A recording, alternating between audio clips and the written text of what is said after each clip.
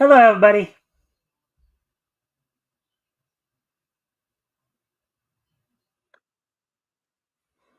All right, welcome to the Mikestand. Today is, of course, Sunday, June the 8th, 2025. Of course, a friendly reminder to you guys, if you guys can help out by liking and sharing the stream, see if we can get some more friendly people to engage. That'd be appreciated. Also, if anything here we talked about tonight grabs your attention, feel free to comment and or ask questions. So tonight is our weekly look back on Comic History Lane. And before I get a little bit more deeper into that portion of it, allow me to hand the reins for the moment over to my co-host for the evening, Mister the Metal. If you want to go ahead and do, the shtick, right? Introduce yourself, promote anything you want to promote. You get the shtick. Go for it. The is already a title. You don't have to put Mister in front of it. But hey, anyway, I'm the I Metal. know. How you guys doing? I am a maker of many things. Similar to Mike, I do host my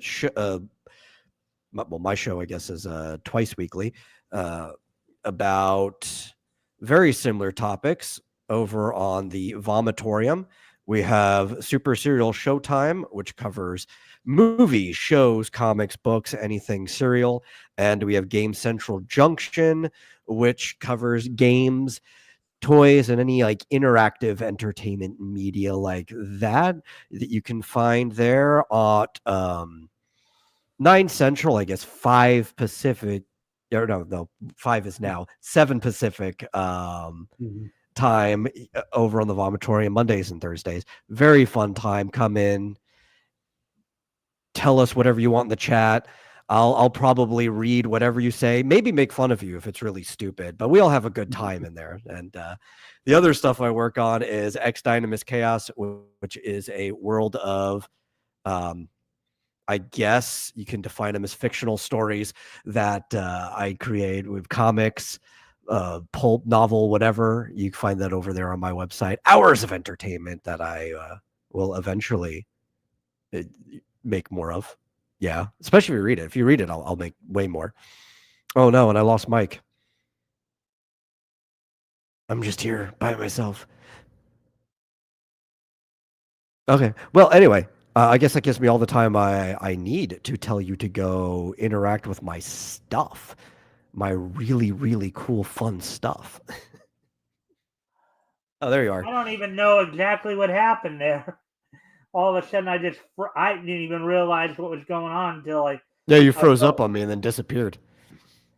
Yeah, I didn't even know what happened there. Mm-hmm. But anyway, I guess you continued on as I was. There's something like that.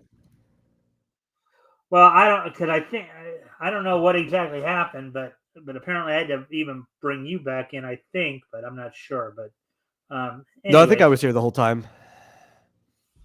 Hmm. I saw myself on the YouTube screen. All right. So I don't know what happened there. Hopefully that was just some minor issue there that doesn't pop up again. All right. So, anyways, had to refresh and come back in, I guess. All right. So I take it you just continued on as I was coming back in, right? Yeah. I more or less finished. The only thing I gotta say left about that is xdynamuschaos.com. If you go to the pinned post at the top of the page, you'll see information about the Dreamscape Dilemma, which is a premium product that me and another artist are working on. You should go and read the samples and possibly support that on the Patreon. You can get to see the pages as they're done instead of waiting for the whole book to be finished. But it's a good product. Good product. It's basically Digimon meets Little Nemo in Slumberland, which kind of coincidentally, that's what we watched in the Vomitorium for movie night last night, was the 89 animated Little Nemo and Slumberland Land movie. All right. All right. Anything more you want to add to that before we? Nope. I'm good. All right. Alrighty then. So why don't we Okay, so just to let everybody know what we're going to be focusing in on tonight, of course, tonight it's our weekly look back at um,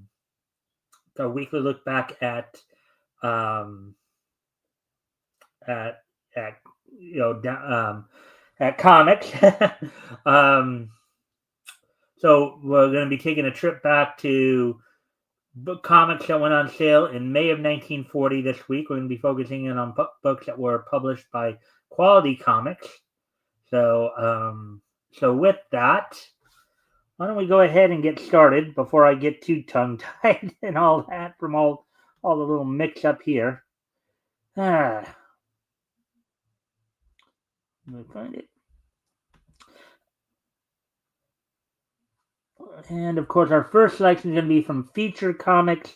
I forgot to ask you this. Did you want to do any reading tonight, or did you just want to do commentary? Probably just commentary, but you know what? If I see anything that strikes me, I'll let you know if my mind changes.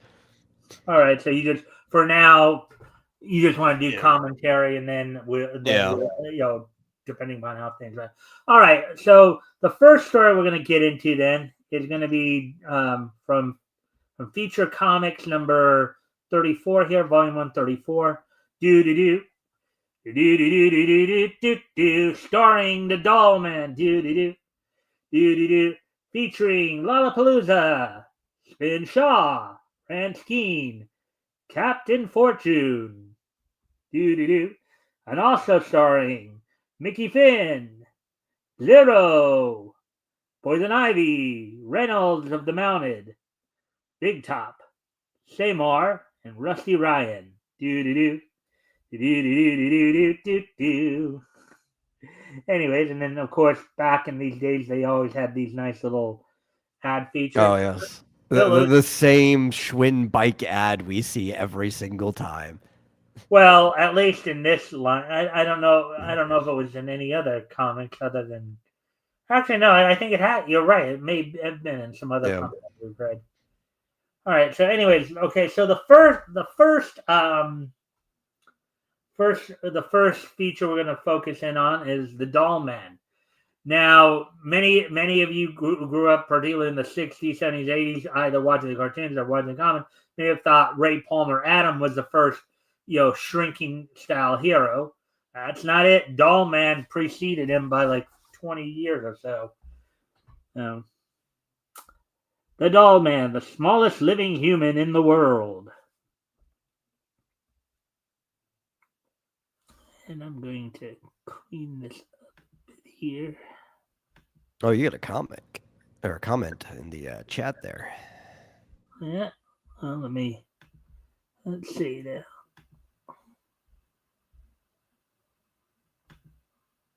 Oops. Let's see. Bonk Bornulis. Favorite 1926 comics. Well, I never went all the way back to 1926. I only got up. I only started from 1935 when we started doing this. Because as I understood, the only comics that were happening, I think, in 1926 may have been just the strips in the paper, which of course were later reprinted in comic books. Comic books, as we know them, didn't really start up until the mid 30s there. Oh, I got Oh, I got it one for you. My favorite one. It was the very last full year of this comic because it would end in January the next year. Would be Little Nemo in Slumberland. You got quite a bit of Little Nemo on the mind there, don't you? Oh, I do. Well, I love Little Nemo. It's a really, really great story. Winsor McKay is probably one of the best both comic creators and animators to have ever lived. Very foundational for the both industries. All right. I'm gonna unshare this for a moment. Mm-hmm. What I'm gonna do, I'm gonna see if maybe I can find a better Scan.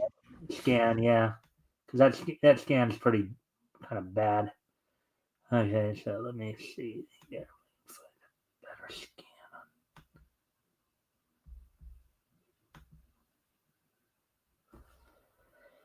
Which sometimes happens, sometimes some of these comics um, don't have necessarily the greatest skins. Yeah. Especially with how old they are, it's like quality of the comic they find, quality of the scanner or the person who scans it, whether they're able to touch it up properly or not. It's a roll of the dice. Roll the dice. Remind me of believe it or not, there was a grant. I don't think it was released on radio, but there was a Color Me Bad song called "Roll the Dice." Mm. Let's see. Oh yeah, feature comics.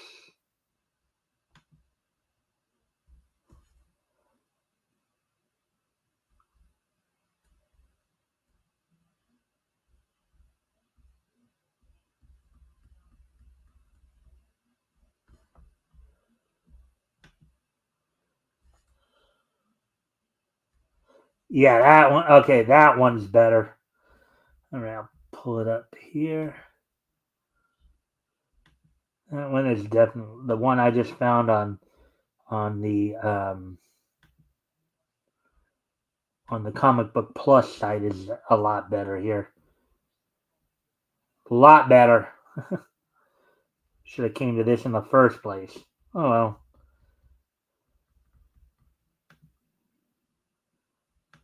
All right, so here we go. Let's try this again. The Doll Man, the smallest living human in the world. Daryl Dane, who is the Doll Man, fights lawlessness, and his close friend, Dr. Roberts, head west in search of a new medicinal herb. And then in the box, in the box to the left there, Daryl Dane, Doll Man, a young scientist who has discovered a formula that reduces his size to that of a doll. Now, mind you, throughout his publication history, there's been quite a few different ways he's achieved the shrinking effect. Initially, it was by ingesting some kind of serum, and then did it through a pill, and then eventually he absorbed so much of it into his system he just will himself to do it. Oh, Dr. Roberts, friend of the Doll Man, one of the few who know who the Doll Man really is.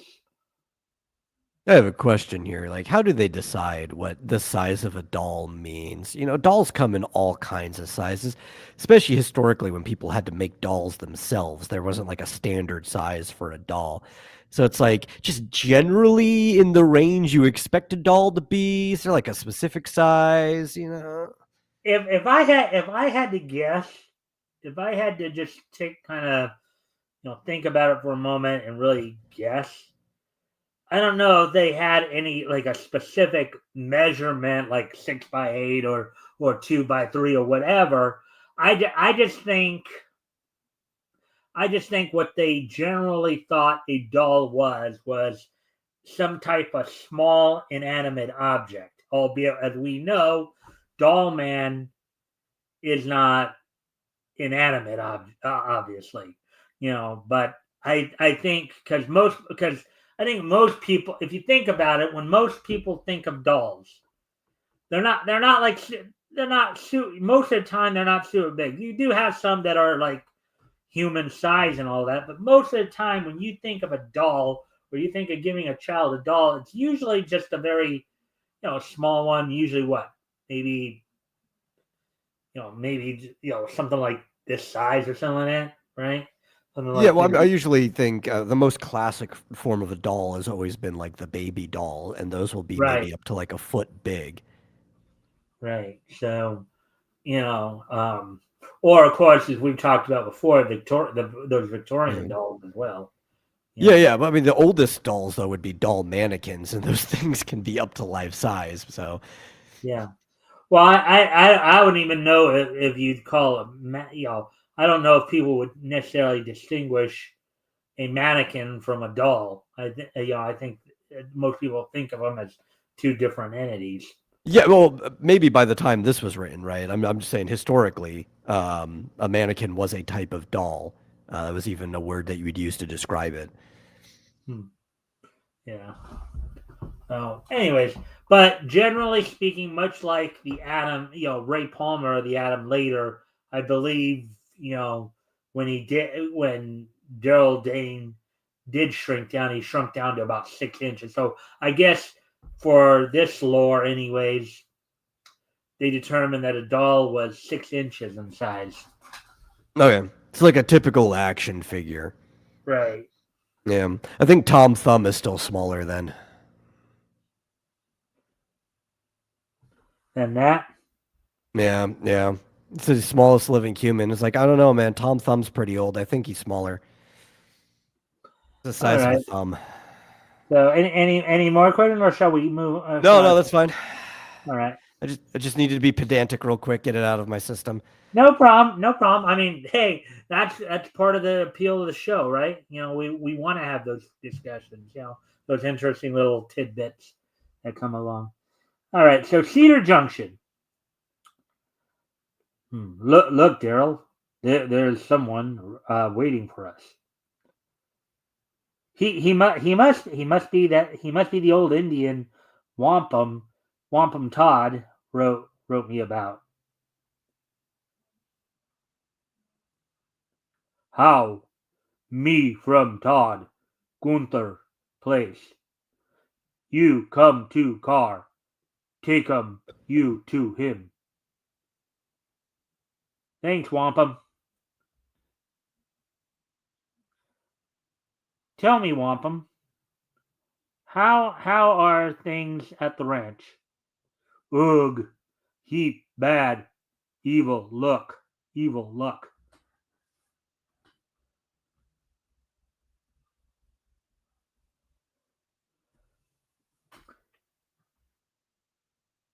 Crops bad, dusty storms, kill 'em cattle, prices bad, mortgage soon due, no money for to pay. Ugh, otherwise everything Hotzi Dukel. That's very interesting. Now let me say this, just so we don't have a bunch of raging going on in the chat or anything like that. Of course, this was appropriate for the time that this comic was written. However, such depictions are not considered are not they weren't right then, they weren't right now. So the disclaimer here, we're just we're reflecting back on a different time. That's all we're doing here. Uh, Listen, you don't have to apologize for the word Hatsi Dukel, okay? It's all fine. well, that's not. It's the other stuff. If you get what I'm saying, just you know. But anyways, Todd Roberts, you old maverick. It's right good to see you. This is Daryl Dane, my assistant. Right, pleased to meet you. Come on up to the house.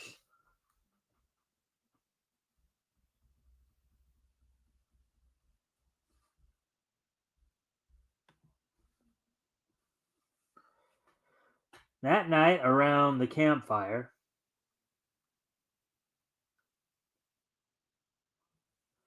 I often read about these western campfires where cowboys spin yarns.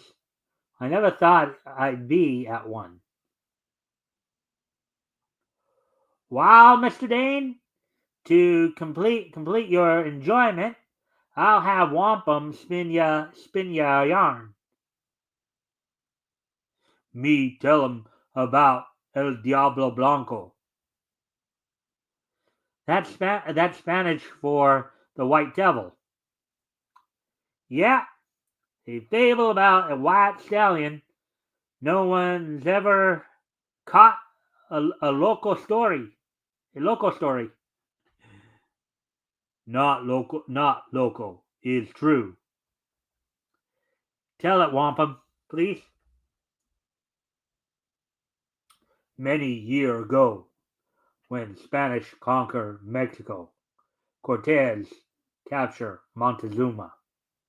Montezuma owned big white stallion, which earlier Spanish give him.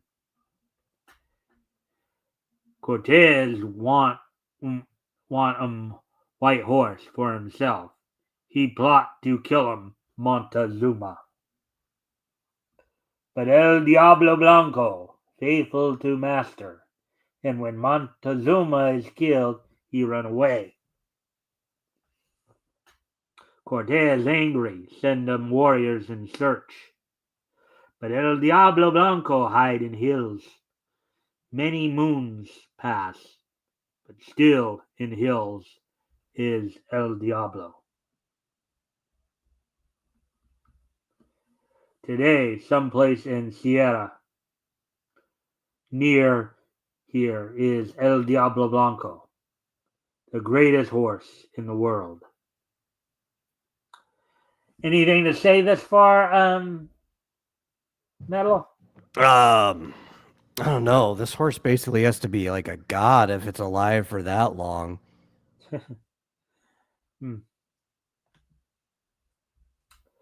A wonderful story, Wampum, but a horse can't live that long. Of course, probably a descendant. Ugh. The next morning, Daryl sets out in search of herbs, guided by Wampum. There is deep valley where white man never go.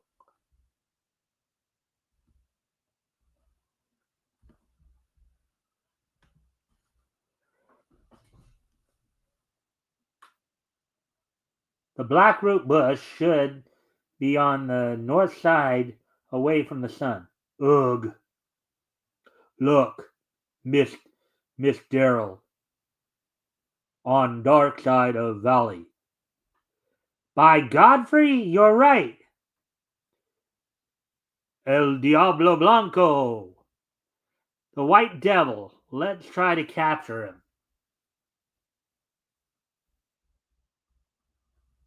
Why would you try to capture a devil? You know, like what goes through your mind? I have no clue. Maybe they want to reform the devil for all the, turn him from evil to good, right?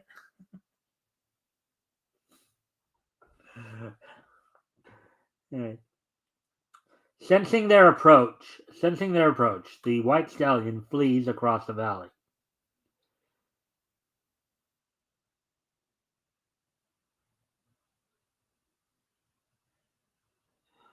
All right, that they did something a little weird with that bubble right there. You see that? Somebody missed something there. Cannot catch him. No man catch him. The doll man will catch him. And Daryl Dane becomes the doll man. The stallion permits the seemingly riderless horse to approach. And seizing the opportunity, the doll man leaps onto the white steed's mane.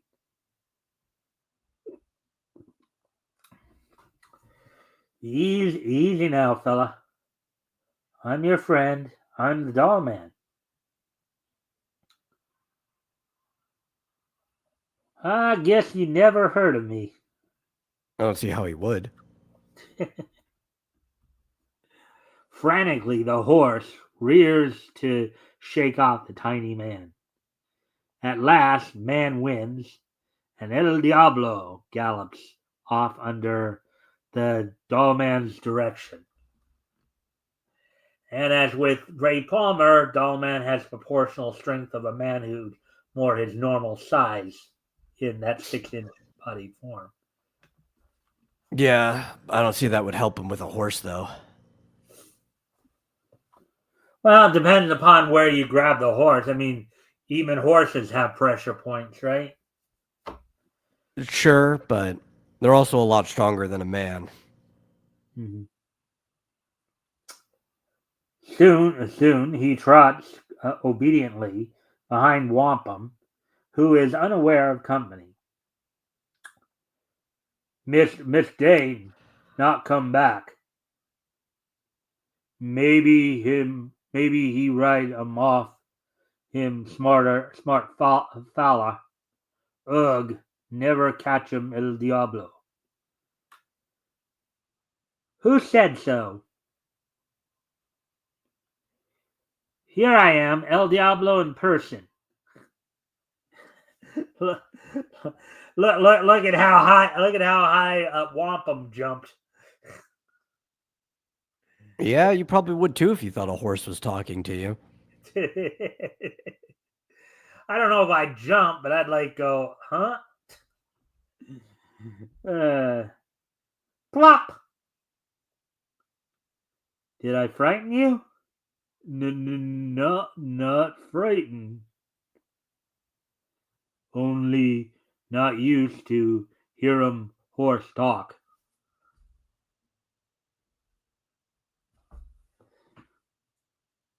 Wait a minute. I want to. Wait a minute. I want to be friendly. Me take 'em you back to ranch. Yes, please, Mr. Horse. Of course. But when Wampum returns to the ranch, he is greeted by Quincy Gregg. Look here, Injun.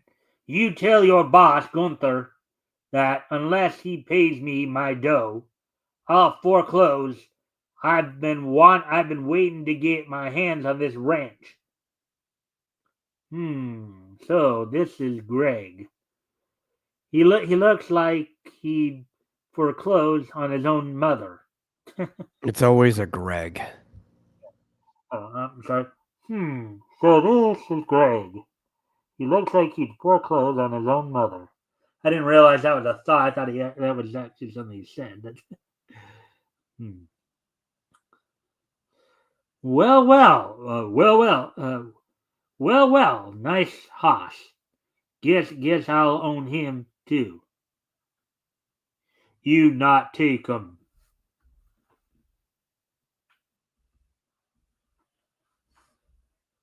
Hey, maybe he'll start running away too if he starts hearing a horse talk.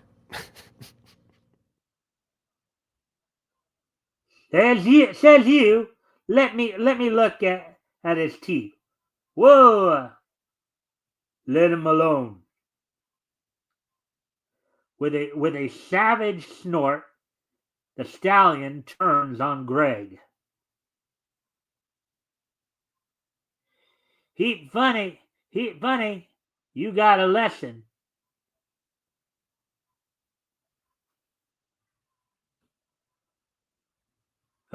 Heap funny.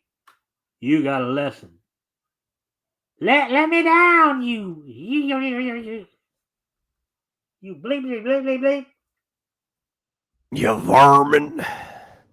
Yeah. Now you go pronto.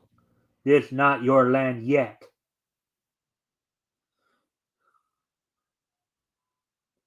All right, Injun.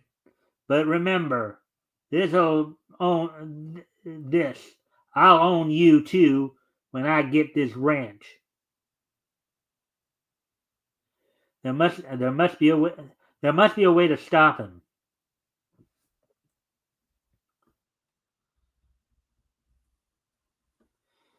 That must be the horse they're gonna enter in the race tomorrow.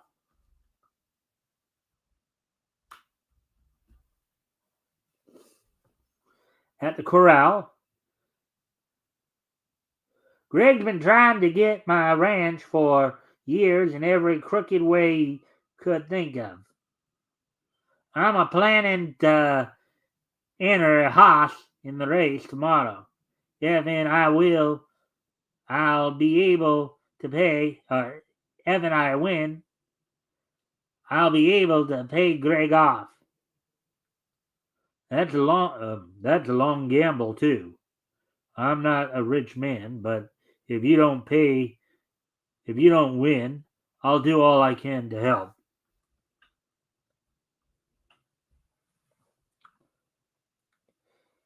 That's mighty white of you, Roberts. I don't reckon my horse'll win. Hey, look yonder. It's a white stallion. Yippee! Now I know I'm gonna win the race. Ugh, got him, El Diablo. How do you catch him? Me not catch him. Him come up and talk like man.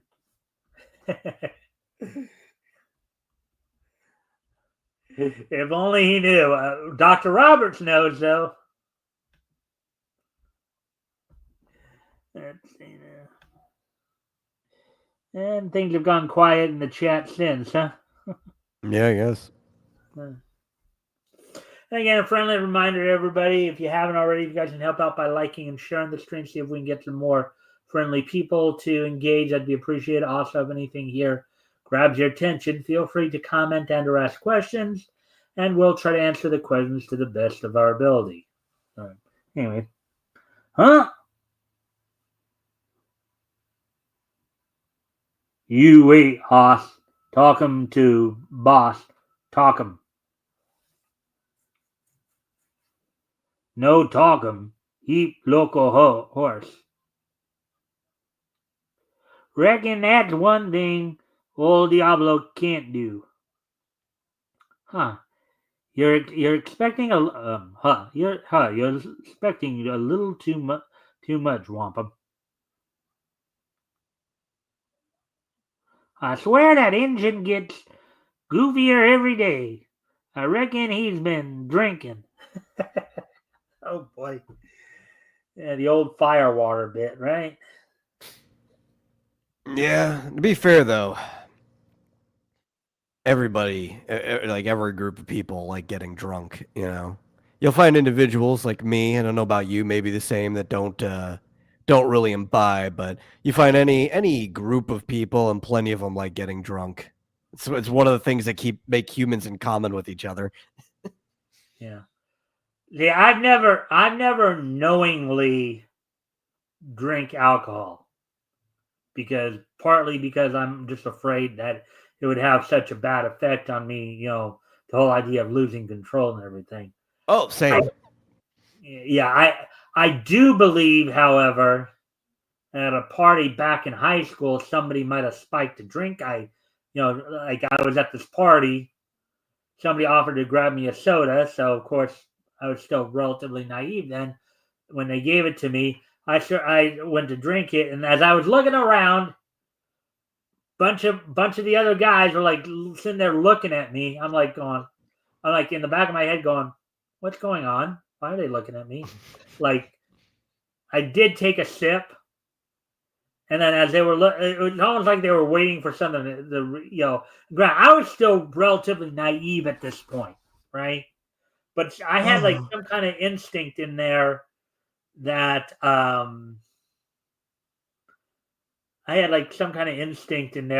where, okay, something was up with this. And so I went off to a bush somewhere and just dumped the can out because I figured, okay, they probably spiked this. So I did drink a little bit of it, and it did affect me a little bit. It made me maybe a little bit more, for lack of a better term, braver than I would have been. Like maybe not as commonsensical or a little braver. Nothing like outright dangerous, but let's just say more affirmative than I would have been at that point in my life. You get what I'm saying? Yeah. Anyways. Yeah. I'll have like a single glass of like wine or bourbon on a very rare celebratory occasion. Not enough to even get a buzz, just to, be included in the celebration, and that's it. But aside from my own certified psychopathy, I also come from a family of Irish alcoholics.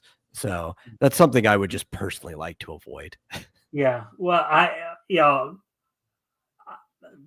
have, let's just say, at least the way it was explained to me, I have a physiological predisposition towards addictive behaviors down my mother's line. Yeah. My mother's families were all, and I think she might have been Scottish because I think so. My mother's maiden name was Little Hale. Okay. Some guy named Rich Little married a Native American named Hale in the Massachusetts Bay Colony or somewhere up in New England there, you know, back years ago, and that's how. So down my mother's line, we're basically, there's a bit of alcoholism there, but and even with the experience I told you about, that was, I knew that.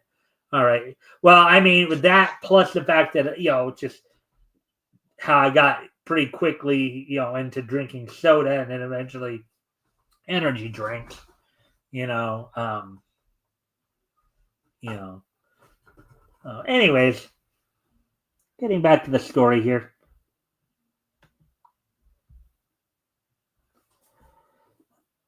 Meanwhile, the doll man pays an unannounced visit to the ranch of Quincy Gregg.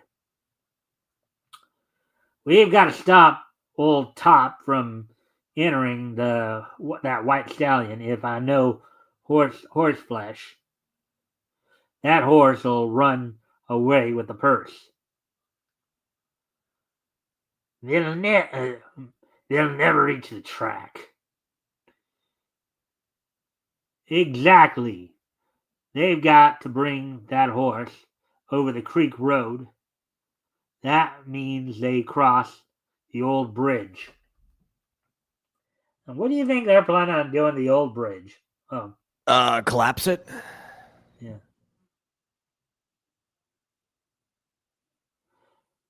Now, if the bridge should collapse, the bridge should collapse, ha ha. Simple, eh? The next morning, the little party sets out. Perfect day for the race. Too bad Mr. Dane is off looking for his herbs. Reckon he'd be powerful glad to see the race.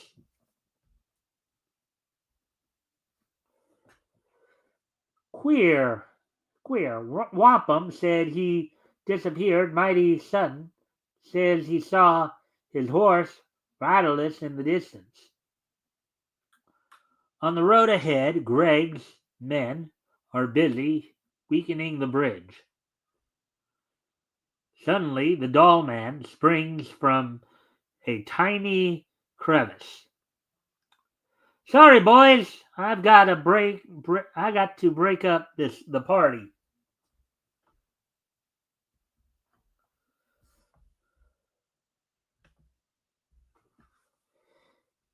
It's the doll man.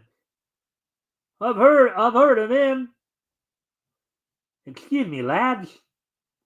Like a mighty hornet, the doll man attacks the thugs. Two and one this trip. You met up with the wrong outfit, doll man. This is your finish. Woof, tisk. What a bad man. Why don't you pick on someone your size?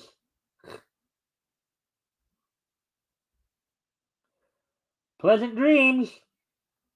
Ah, here comes Todd. Guess I got here just in time. They're not supposed to see me.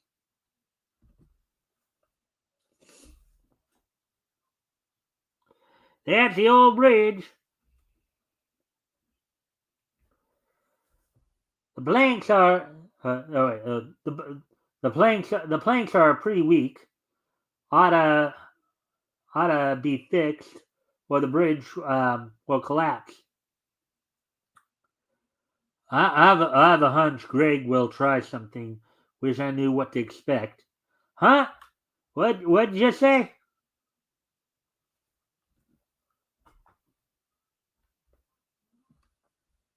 All right. Hmm. Hmm. Oh, I think it he is looks like Tall Man demonstrating way trying. more strength than what is appropriate for his size. His normal like size before shrinking down. Hmm.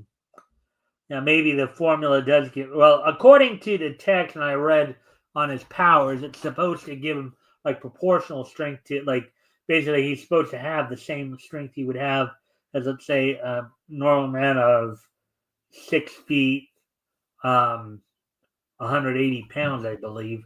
But then again, if you think about it, if you compress all that into let's say try to compress all that into a 6 inch frame, it is possible for it to seem stronger than you would think. Yeah, but only for like striking or piercing strength, because we're talking about the surface area. For like lifting strength or anything along that really wouldn't change anything. If anything, he'd be worse at it because he'd have a smaller frame, so there's less distance that it could travel. Mm-hmm. More so for like reach or grip or anything like that. But what he's demonstrating looks more like somebody who's nearly 7 feet tall and weighs like 400 pounds. Mm-hmm. Well, and we have talked about several times on here, Yeah. these the people who wrote these stories um, didn't really seem to know much about science, right? Or at least what we know today, right? Yeah, they didn't seem to know much at all. Like they didn't do a lot, or they didn't even have to do a lot of research. I guess they just weren't very well-rounded people. Like they didn't have many hobbies outside of what they were writing. All right, so we do have some. Hi everybody. Hey, if it shows up, I'm really struggling with the small excavator puzzle in Vinifactory. Timing of the black expulsion is really inconsistent. What comic are you reading? What comic you reading? We're reading Doll Man from Feature Comics Volume 1, Issue 34. So the feature this week, this first feature is Doll Man. So Yeah. all right. Yeah, but I find the same type of inconsistency even like modern stuff, right? Um, so a lot of people it's like they didn't have the ability to research like they could back then. It's like, well, it's not even so much about researching, right? Because a lot of even the contemporary science they could have found just in a public library. It's more about like a lot of these guys, they just weren't that interested in anything outside of what they were writing or working on. They would read other things that were similar.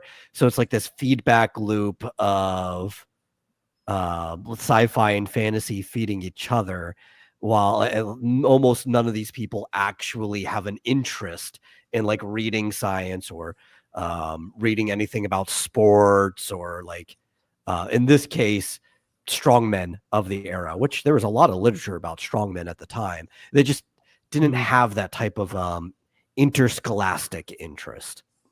Yeah. And Pajotto commenting here again. They don't even know the very basics of what they were talking about. Hence, you have magnets working on flesh. I don't know as much.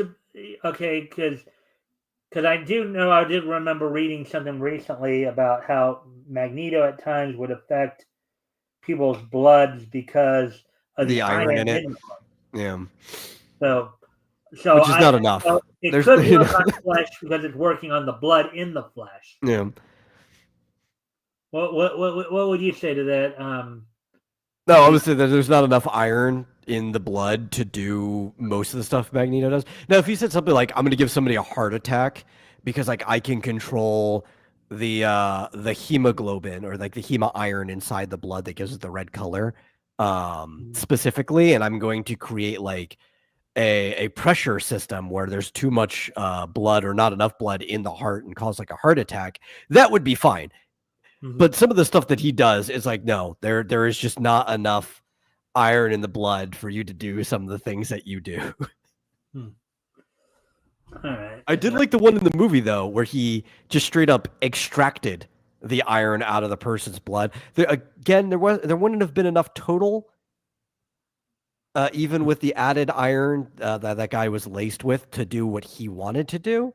But he could have you could easily kill a person just by extracting all the iron out of their blood. That would be a great killing method for somebody like Magneto. All right. So, anyway, let's get back to the story here. Oh wait, did I? Oh, yeah, we already got down to all that. In fact, that was that last part down there that we were actually looking at that sparked that conversation right there. So they arrived safely at the track.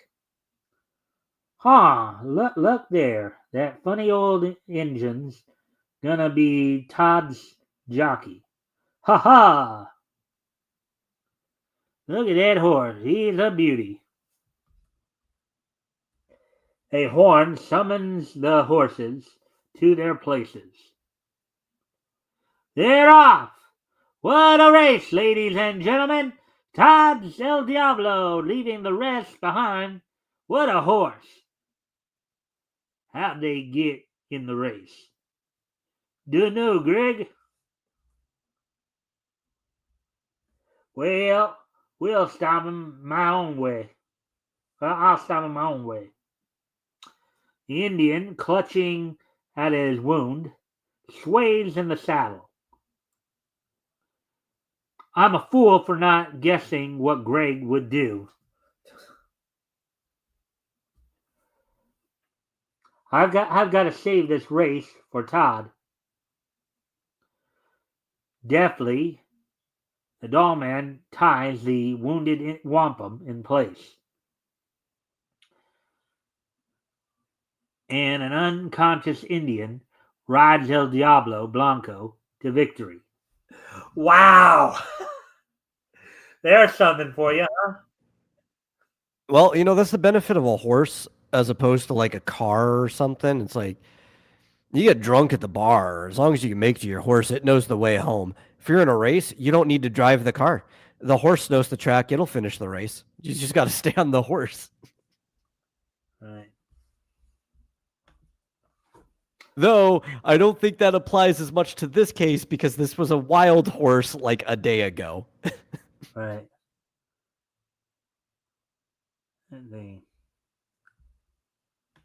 Though I guess they could be implying that Doll Man was steering from on top of the horse still since he had time to tie the guy up. Right. I actually have an interest in reading science, hence why some things in my stories turn out differently. Well, yeah, but it shows though if you've been around long enough, and I'm sure you've heard me and Metal talk about this several times. You've heard me and Rick talk about. Basically, all my co-hosts and I have talked about this. How there seems to be these leaps in logic that come in these stories because obviously the authors don't necessarily have even for the time period they were in, because obviously now our understanding of science is even better now than it was back then. Back in the but their stuff is leap even for the contemporary understanding from the year that it came out. What was that, Metal? I said that their stuff, their writing is often a leap in logic, even to the contemporary understanding from when the story came out. Right. Well, that's where I was kind of. That's where I was kind of going with it. That's where I was going with my comment right there. And I know why too, right? Like I was saying, it's about hobbies and interest, and it's also like it's like a second order issue. So at the time, there were a lot of people who were very interested in reading about the sciences of the time and incorporating to their stories. Those you mostly saw in more prose, right? Like in pulp magazines and stuff. He doesn't come around anymore, probably for good reasons, but Elk used to complain about this a lot, right? Where like the pulp of the time, there was a lot of like really good scientifically minded people writing that stuff. But then you would get like these comic writers are more, they're not even necessarily writing science fiction, though a lot of science fiction is just fantasy, but they are writing more of what you might call science fantasy, where they'll read the pulp writers and then they'll make their own thing, and they won't know like the contemporary understanding that the pulp writer had put in their story, and they're just seeing like cool stuff that they're putting in their story too, right? So it's like it's a derivative of a derivative. All right.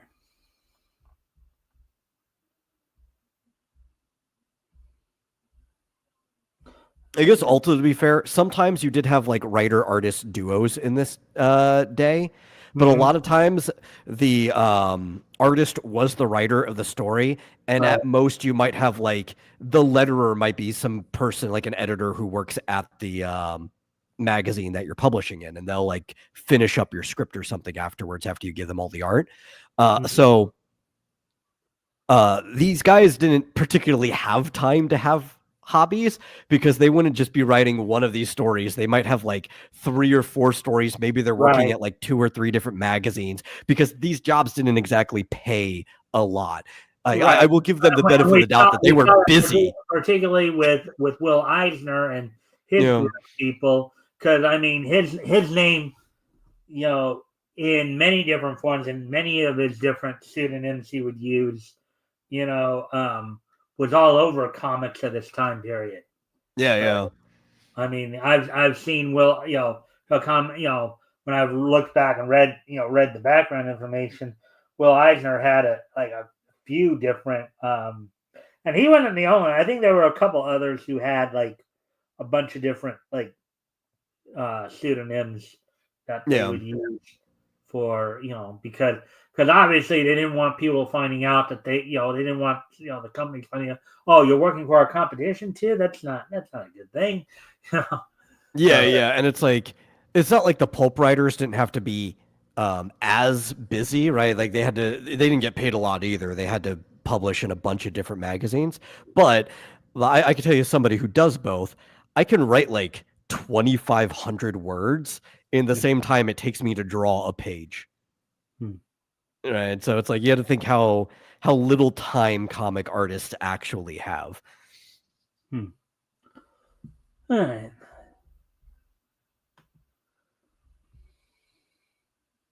All right. So an excited crowd surges about the wounded Indian. The doll man seeks out Dr. Roberts. Doll man, I might have known. Take care of Wampum. He's not hurt badly. I have a score to settle with Greg. Suddenly, El Diablo rears with the doll man in the saddle. He is off. They soon come up behind the fleeing Greg. The doll man. Yes, you murdering rat. Now there's kind of a jump. Even though I don't think they indicated that Wampum was actually dead, he still calls him a murdering rat. Well, it depends how you use the word, right? Because people use the word independently, and he's probably also murdered people before if he's willing to shoot a guy. But if you attempt to murder somebody, you still get arrested for murder, right? For attempted murder, but it's like the same penalty. Some people, you're only a murderer if you've actually successfully murdered somebody. But for other people, you're a murderer if you've attempted to murder somebody because the intent is in your system. Right. Yeah, which is what I was just thinking, and before you started, just before you responded. You had this coming a long time. The car out of control, careens madly to the old bridge. In a cloud of dust, it lurches down the hill. So, like, if you fail to murder somebody, it doesn't not make you a murderer. It just makes you a bad murderer. What, is that what Fitzjozo just said? No, that's what I'm thinking too. It's like, right, because we still give the same penalty for attempted murder. It doesn't make you not a murderer. It just makes you really bad at being a murderer. Yeah. like an unsuccessful murder, right? Yeah. It's Uh, like, if you just draw stick figures, it doesn't mean you're not an artist. It just means you're a bad artist. all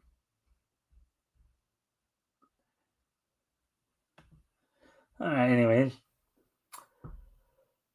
the wooden bridge, weakened by Greg's men, caves in under the weight. The next day, yeah, when they found Greg, he could only say one word. A horse. He died. Doll man. Oh wait. Oh wait. One word afore he died. Doll man. Wonder who. Look, there's Daryl. Where have you been? Out picking herbs and flowers. If you never heard of the doll man? Why, no, never heard of him. All right, so that's the end of that I think story. this Dollman's a murderer. Now, you might agree with the people he's killing, but this is extra litigious, or this is outside the law, right? So technically, Dollman is a murderer. Yeah. Well, but as we know, many of the characters of this time, right, were kind of as you said it, were being extra litigious, I believe, or Yeah. which they were operating outside the law. I mean, some people would say that vigilantism, no matter what the end result is, still against the law and still Technically, I basically mean, it illegal. depends on where you are. Some areas, like states and stuff, do have laws that can protect certain levels of vigilantism. It also depends on the result as well, where you are too. But out there where they are, they're in the wild yonder of untamed lands where there aren't too many laws to reinforce it, but it still makes them outside the law. And he could have got away. This wasn't like a self-defense situation. He was actually chasing down the criminal, and you could agree with the murder. I don't think you could say that there can't be murder that you agree with, but a murder is technically an unjust killing, and he did not have to kill that guy. He thought it was in everybody's best interest that he rode that guy off the edge to his death. Yeah. Well, I mean, and your explanation right there harkens back to Batman's first published appearance, right? Yeah. And the very last line of the story, and I know RJ and I talked about this too, where basically I think the statement Batman made in the last statement he made in his first published appearance was, well, the guy basically deserved what he got. He ended because he ended up pushing the guy into a vat of chemicals. And this is not the Joker. This was, as I said, Batman's very first published appearance. Let's see if it shows that has something more to say here. Let's see. There's a character from the 40s called Wizard, something who does nothing but torture criminals. Well, actually, there's been a few guys named Wizard. In fact, one of the guys we've covered before in I think MLJ Enterprises is called the Wizard. But the Wizard is actually a pretty common name. Some of it's hero, some of it, and even DC had a character named the Wizard. Now that Wizard was, of course, a villain. Yeah. But anyway, so we've reached the end of the first story that we went through tonight. You know who also technically tortures criminals? Poor pulp heroes like the Shadow and oh man, why am I blanking his name? The Man of Bronze. My brain is farting. Yeah. Not the Wizard, but it had Wizard in its title. Doc Savage. That was the one I was thinking of. The Man of Bronze, right? Both of them tortured criminals a lot. Doc Savage, a little lighter. Most of the time, he just gave them lobotomies to try to make them not criminals anymore.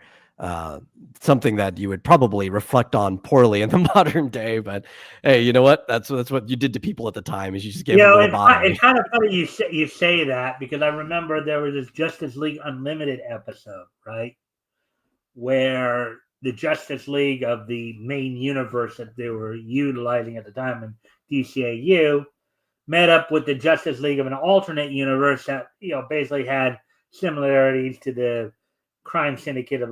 In other words, kind of an angle where basically the guys who are here, but instead of just being direct opposites, where like the CSA were direct. In other words, CSA was basically they were inherently criminals. They weren't people who were initially heroes and then became criminals because of circumstances. They had an episode, a two-parter where basically and they use the same plot point later when they introduced Doomsday onto the DCAU as well, where Superman would lobotomize criminals using his heat vision. Yeah. It was someone with like Ultraman and Superwoman and all of them, and I think technically one of the Superwoman for that universe was Mary Marvel. They didn't actually go too deep into it, but I remember that. Yeah. Very interesting episode, honestly. I do agree that I think they probably did that better in Justice League than Injustice actually did.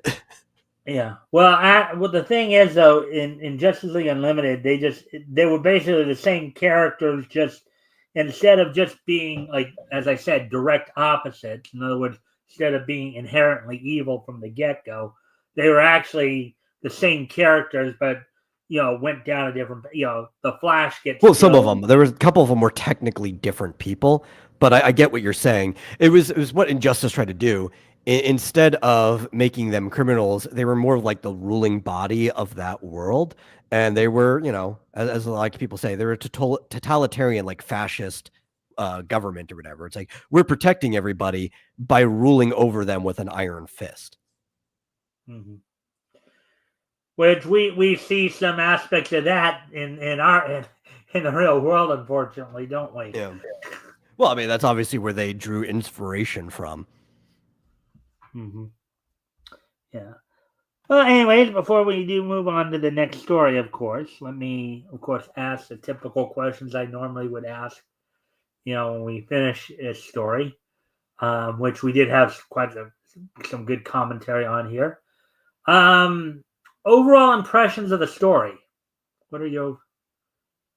It's a little all over the place, but I don't think it was bad to be a little all over the place.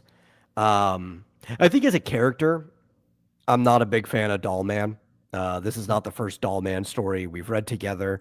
I think it's more of like the dynamic between him and his alter ego / thing, and how most of the time him having an alter ego doesn't even really matter to the story. It's just like, oh, people can't know I'm Doll Man because that's just what people do. Like superheroes can't know. But like this story whatsoever really didn't even matter at all. Right. And that's just been a similar problem that I've had with previous Doll Man stories. But that aside, taking the time to actually set up that it's like, it doesn't look like this is a problem that needs a superhero at first. He's kind of just using his powers to help out. But then the more you get into it, it's like, oh, there's actually like a criminal behind all this. I do think the pacing was pretty good for how short the comic was. So I'll give it that. I'll probably give it like a slightly above average score, despite me not liking the main character. All right. So you ready to move on to the next character? Okay, next story. Okay, so we're gonna go to National Comics Volume 1, Issue 2. We're gonna look at Uncle Sam from Quality Comics. So let me just, of course, go grab that.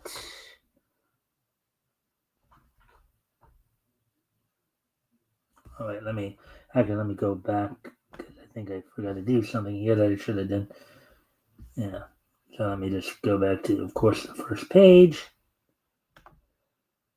There we go. Now let's go and do this. Yeah.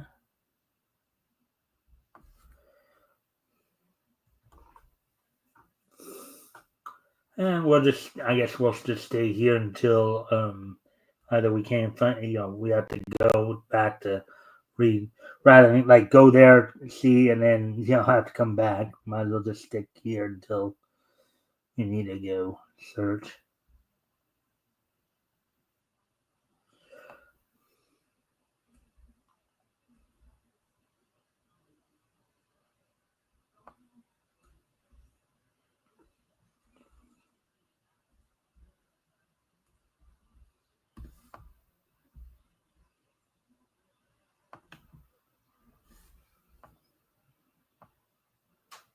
What am I doing?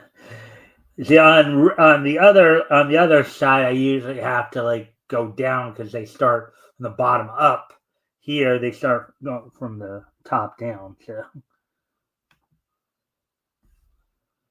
all right. So, National Comics, starring Uncle Sam, also starring Wonder Boy, Merlin the Magician, Sally O'Neill, Policewoman.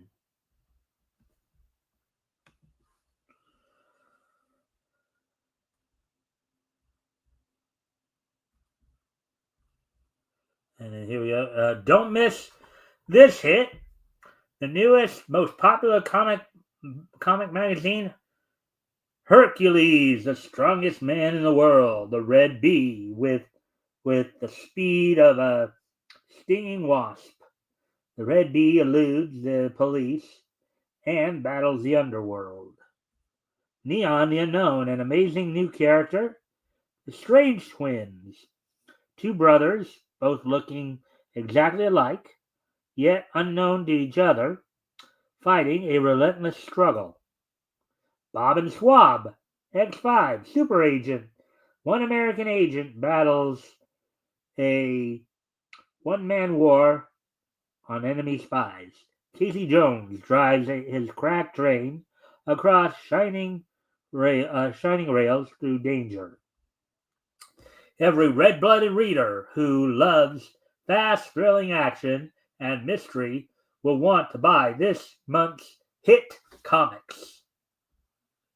And this is one of the interesting things. Now, granted, we've only seen featured in national here, but a lot of the comic titles that Quality came up with always seem to have something to do with some kind of strike. Hit, crack, smash. Yeah.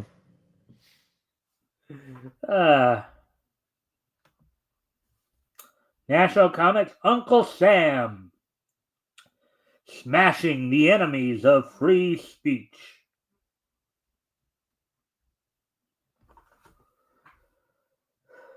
Gentlemen, cheap poisonous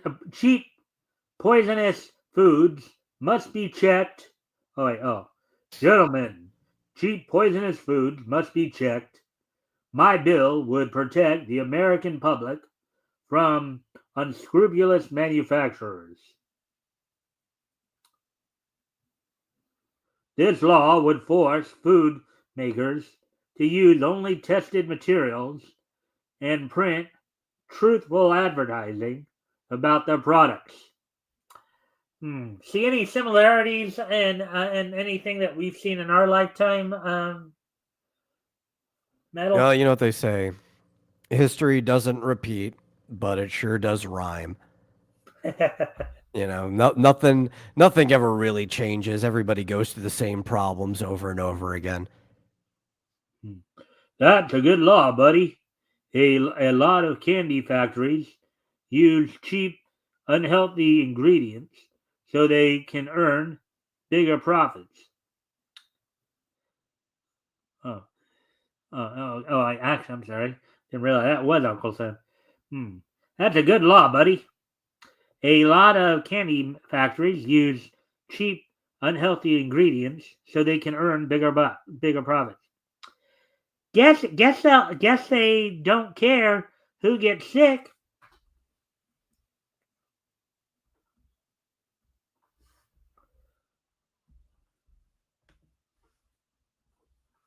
This is a real frontier of America. It is here where the real meaning of freedom and democracy is tested. Here, laws are made that combat evil and give happiness, freedom, and security. Let let us shift our gaze to another part of the gallery, where two men watch intently. Suddenly rises and rushes to a nearby phone booth in the hall. Hello, Chief. Listen, they are gonna vote on the bill tomorrow. Tomorrow. Looks like Grover's gonna push it through. We gotta stop that bill. Now listen carefully. Get to Senator Grover. Work on him. Anything goes. Savvy, anything. Later, Senator Grover is accosted by two men. Keep walking, Senator. This is a gun in your ribs. We're going up to the hotel and talk.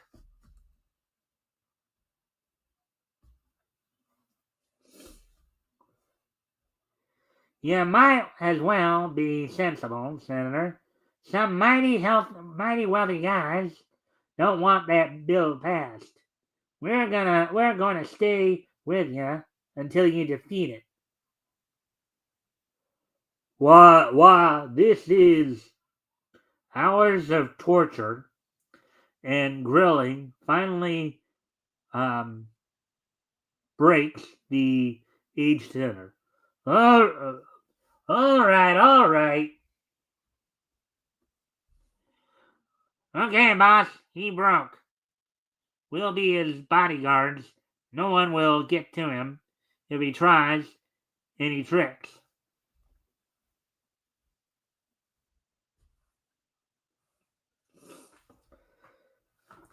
Senator Grover turns about, fights own bill.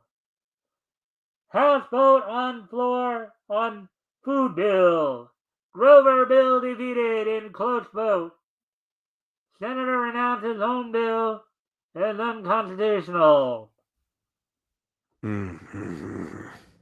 What? You have something to say there? No, it's just normal stuff happening. So I guess there were some things that were. Let's see.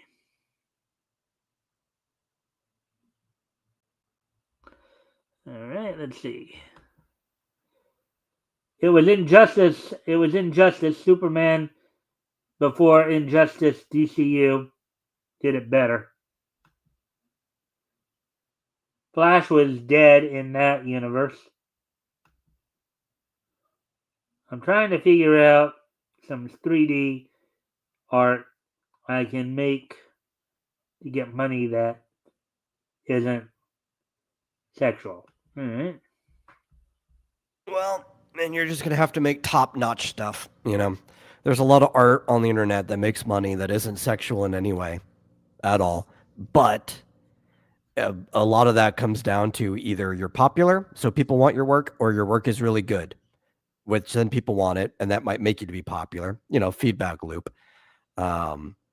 It's just if you make stuff that appeals to horny people, then you can make money without having to be as good. So, it's a trade-off. You want to make money with art, just be really, really good at making your art.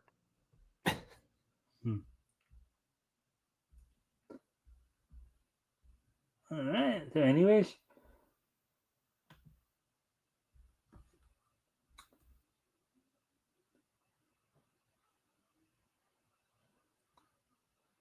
in the sumptuous offices of the big candy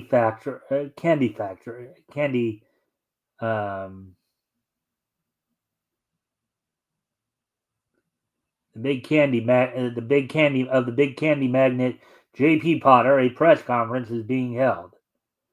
We might as well face facts. Unless you publicity men can keep the company out of the news, we'll lose our business. Phew. Mold public opinion? That's a tall order. It'll take dough. Don't let cost deter you. Here's $500,000 to open the campaign. And remember, I've plenty more. The newspapers must be silenced. Threaten to drop my ads. Anything.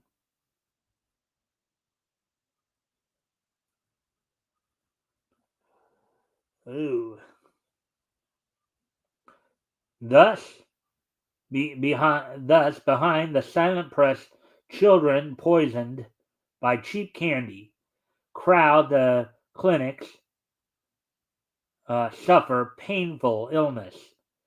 Their cries unheard by the public. In the office of the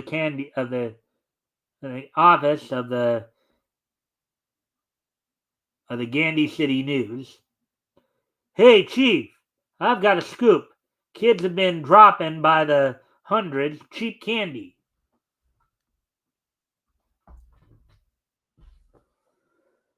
Well, aren't you glad this'll blow the lid off? Yeah, okay. Toss it into the wastebasket. I can't use it. What's the matter with you? Anyway. Look here, Casey. I may run this paper, but J.P. Potter runs this town. This dough supports my paper. Or his dough supports my paper. If I print that no one buys his candy, he ruins me. Now I've got a wife and kids. So that's it? She shuts you up? Democracy? Freedom of the press? Nuts, I quit this yellow sheet. Sorry, kid. Sound familiar? Sound familiar, Metal? It's nothing really to say. This is just how things go. Yeah. I mean especially during that age, like the mob. Haven't we kind of seen this in recent times as well? Some of that stuff? Actually, a lot less so, right? I mean, this type of explicit stuff was more common in the earlier 1900s than it is now. We've seen similar things, but it definitely operates on a different level. They don't need any explicit threats anymore or anything like that.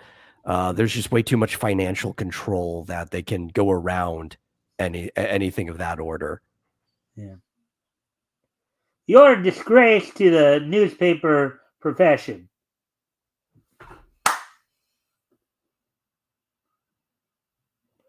You're right, kid.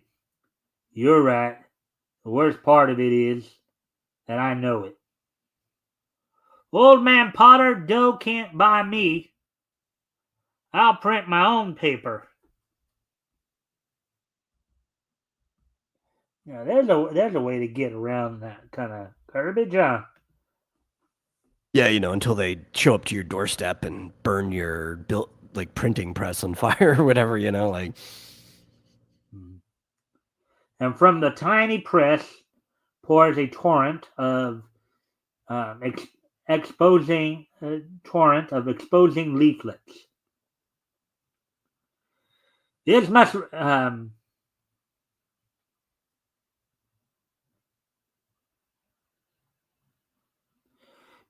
be stopped. Who is this upstart? Offer him money. Threaten him. Anything, only shut him up.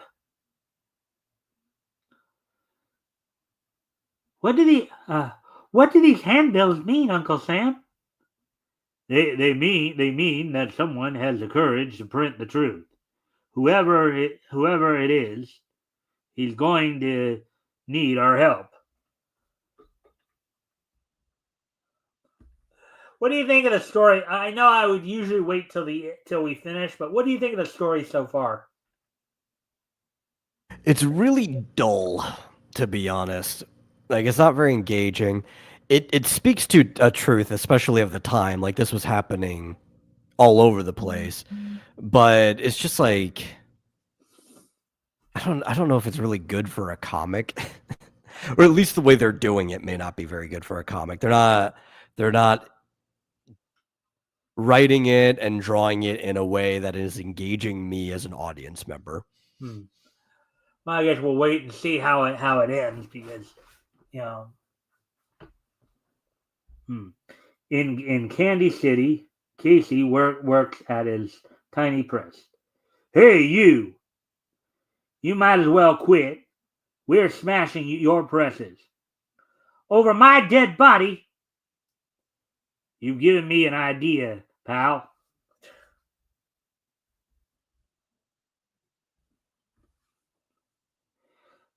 May I cut in?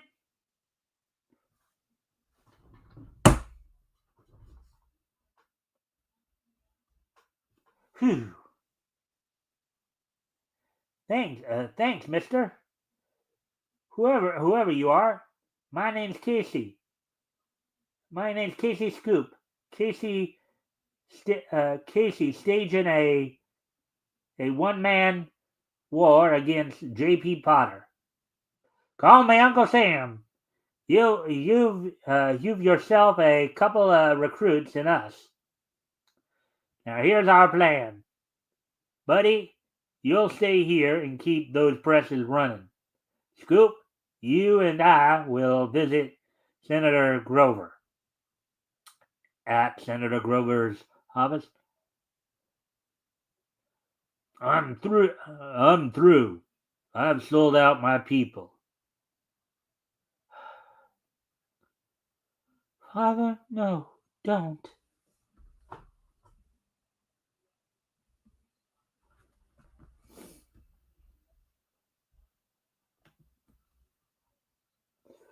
Meanwhile, at the front door, yeah, who wants to see him?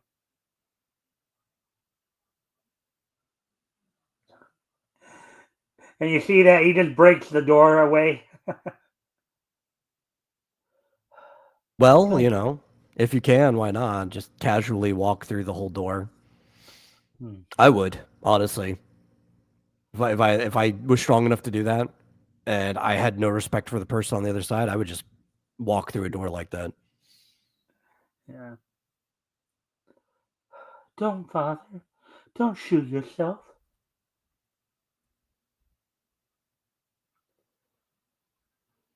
Here, here. Give me that gun. Taking your life won't help matters. The real job of a senator is to protect and aid the public, even at the cost of his life. Suddenly, an object flies through the window. Look out! A bomb! Get back, everyone!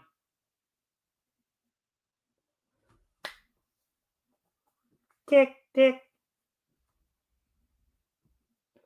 With his powerful hands clasped over the bomb, boom!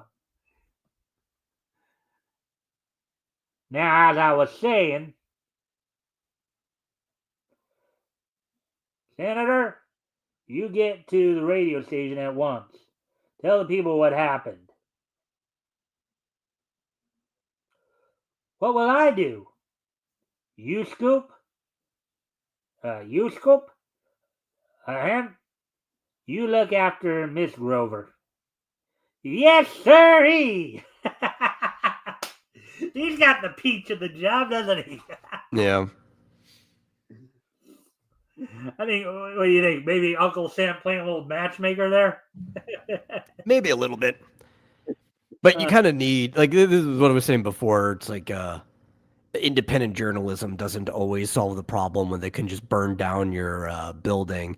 But if you got like a super powered person like Uncle Sam here being like, no, no, no, no, no, you keep doing what you do, that solves some of the problems. At the press, keep on printing, buddy. I'm going to clean up this rotten mess.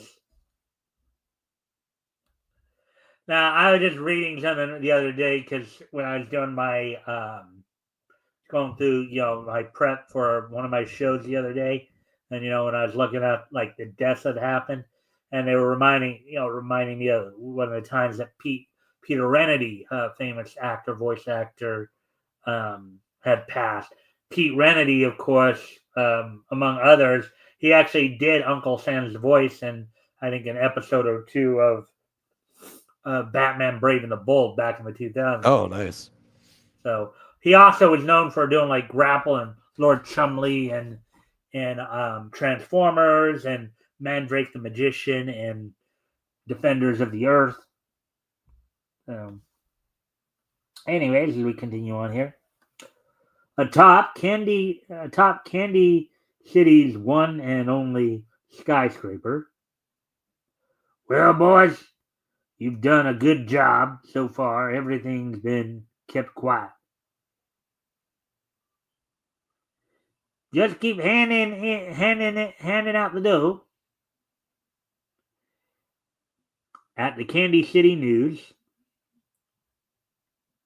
if I keep smashing in doors, someone's liable to get sore. I'll have to stop it. Really? Stop the brushes. Hold the first page open for a headline that will free the press from the voice of J.P. Potter. And you, Mr. Editor, have newsreels and photographers at the Potter Building in half an hour. Yeah, okay.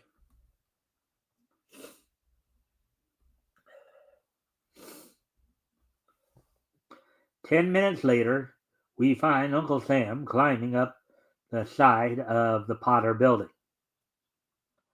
I hate elevators. They make me nervous.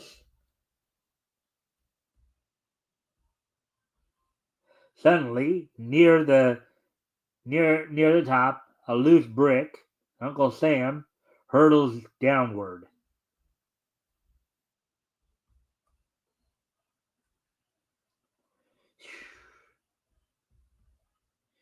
Evening, gentlemen.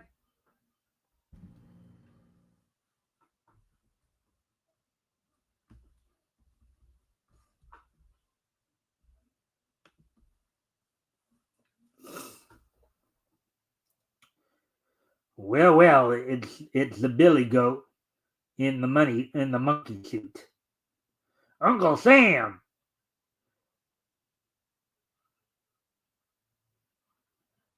So money for money, you'd sell out the lives of little children, destroy the very thing America was founded on: freedom of the press, freedom to speak the truth. Potter, you're a disgrace to humanity. Wow, he's giving him the lecture of a lifetime, isn't he? Yeah. Well, you can afford to do that when you're completely bulletproof. Mm-hmm. And you two puppets, I'm going to give you a sound thrashing. Quick, separate and run. He'll catch one of us. The rest will get away. In the elevator, quick. Clever trick. Well, I'll have to let Potter go for a while.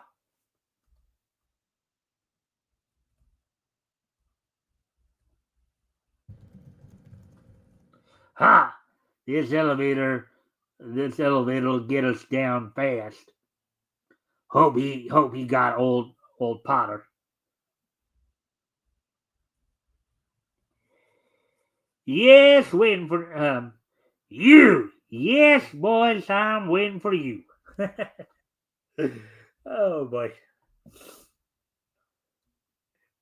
He's faster than an elevator.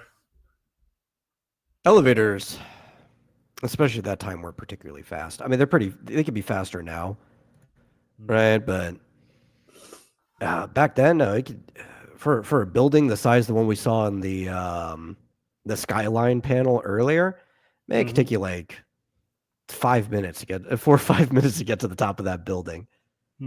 I could probably outrun an elevator back then, but that's not to say, like, I know from other experiences, this is the first Uncle Sam thing. Uncle Sam is really fast. He probably could outrun a modern elevator too, going up the flight of stairs. Yeah. A few minutes later, the let's see. The red captors arrive. The reporters arrive. Here, the two strong-arm experts. I'm sure a little investigation will put these two in jail for a long time. Boy, what a picture!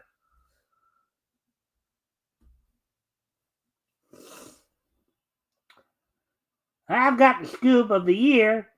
A picture of Uncle Sam at the Kansas City airport. You got to take me up. I'm J.P. Potter.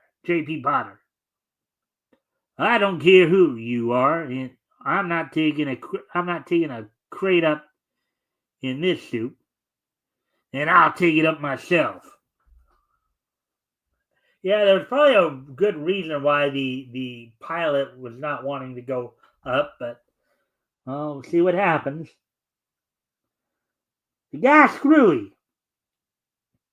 I'll get away. I have enough money to run this country. Blinded by the fog, Potter spurts low over the buildings. Suddenly, Uncle Sam's powerful hands grip the ship, halting it in midair. Wow. Oh wow, he's able to stop an airship in midair just by grabbing it. That's pretty impressive, wouldn't you say there, Middle? Yeah. I don't know how he's doing that, like physically, without the airship that could easily manage his weight just taking off anyway with him holding on to it. Did it show him sinking his? Well, you have to sink his feet pretty deep into the ground because even shallowly, the airship would just pull him out of the ground. I'm guessing it's some like magic way to just keep his body on the ground. That's the only way this works.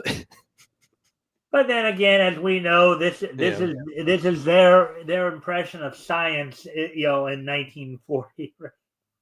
Yeah. It was kind of like there's that scene in was it maybe Winter Soldier or was it after that? I don't remember what it was, but there was a MCU scene where Captain America is like grabbing a helicopter and he is like holding on to a building and his strength is keeping the helicopter from going off.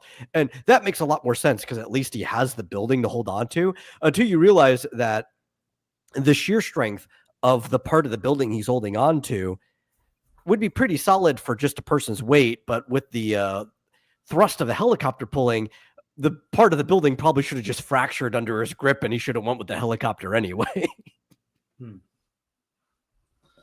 right, so let's see. It was Civil War. Thank you, Fizchoso. I could not remember which one it was from. I just remembered the scene in my head.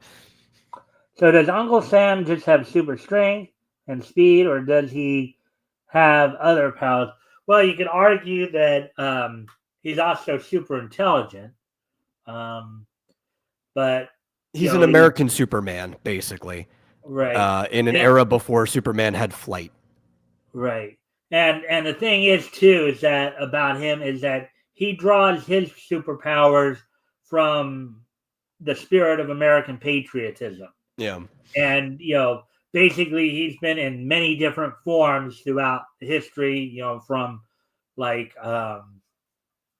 Minuteman during the Revolutionary War, Brother Jonathan during the War of 1812. He was actually split into two personas, Johnny Reb and I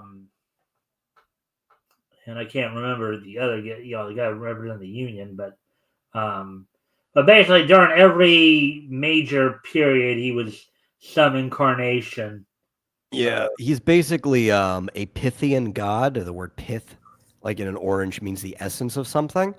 Where his strength correlates to the thing that he is the essence of, or the worship or faith in that thing. In this case, patriotism. The more patriotic people are, the stronger he is. And it's just this spirit inhabits other people over time instead of having its own physical form. Mm-hmm. Yeah. All right. So as we continue on here.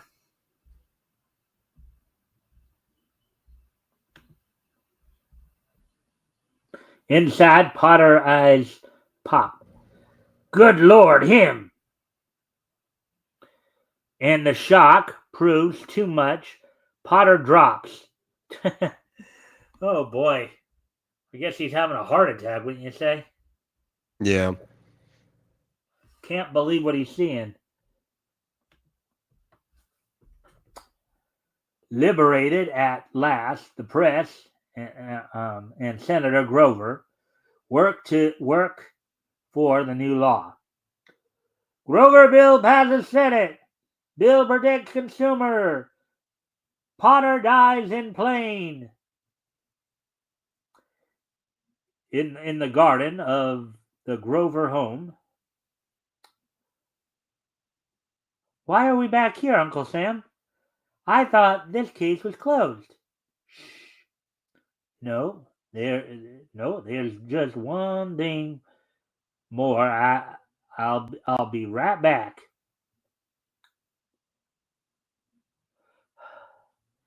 You're going into politics like father? I am not going. I am not. I'm going to stay a reporter. A fine future. Well, find yourself another wife. Suits me. Here now, you two. It doesn't matter what a man does as long as he's the best at it. Now, you two kiss and make up. Oh, Uncle Sam, I think you're wonderful. Oh, boy. He's trying to fix them up, and she's more digging into him. Kind of a variation on what we talked about before with the old Lois Superman Clark Kent syndrome, right? Slight variation. Yeah, maybe.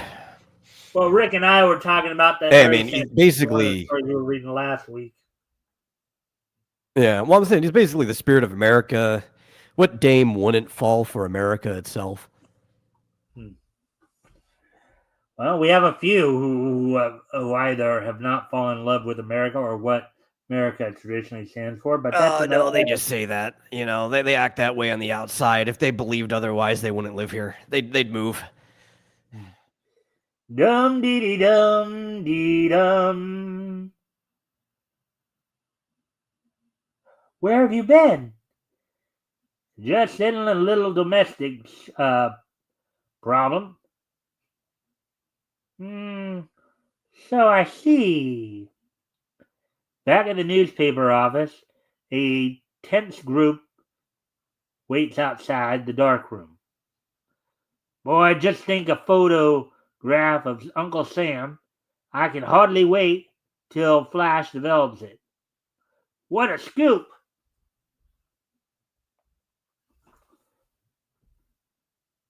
Look, boss, look!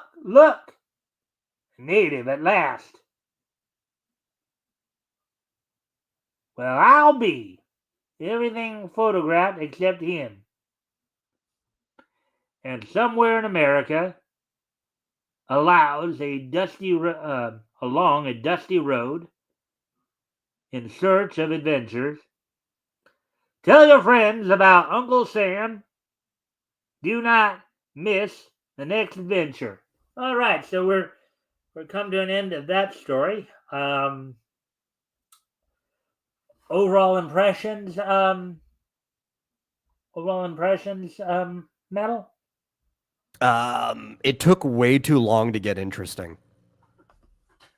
Yeah, I actually kind of like the way it developed. It's like maybe because I kind of knew how it was going to develop. I knew that yeah, maybe Uncle Sam. That's kind of why I was asking your thoughts earlier than waiting till the end like I normally do. Yeah. But Well, like I had certain expectations. Like this is Uncle Sam comic. Eventually, he's gonna bust in and things are gonna happen. My problem with the setup, particularly, is it spent way too long in the particulars of the political business. That I think it wasted so much time that they could have used for the back end.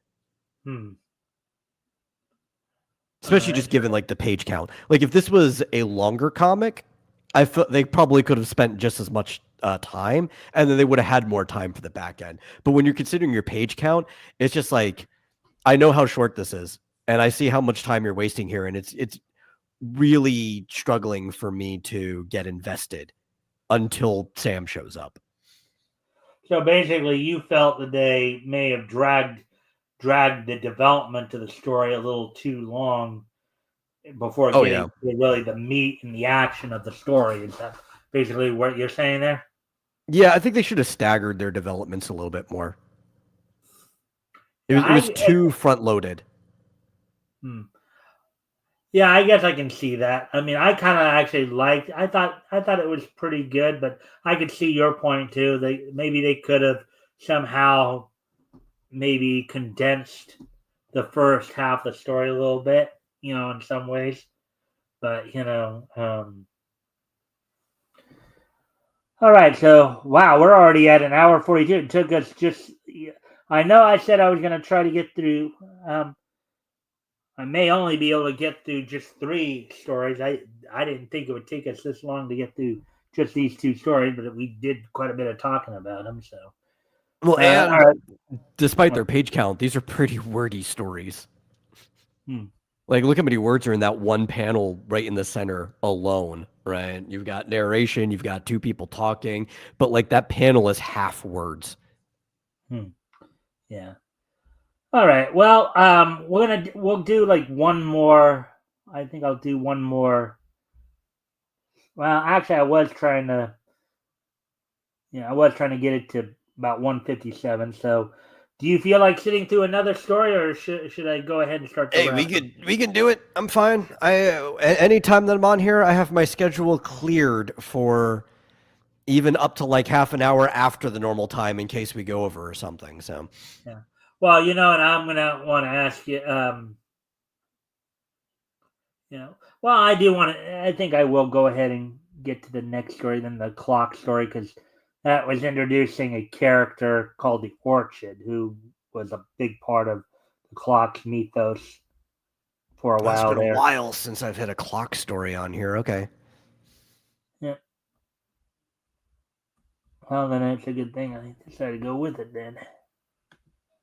The clock is definitely one of the better developed characters. And anytime we hit these comics, like this publisher.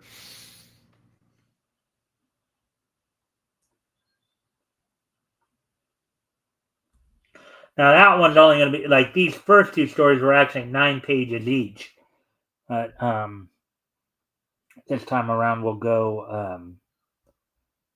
This one's only like 7 pages.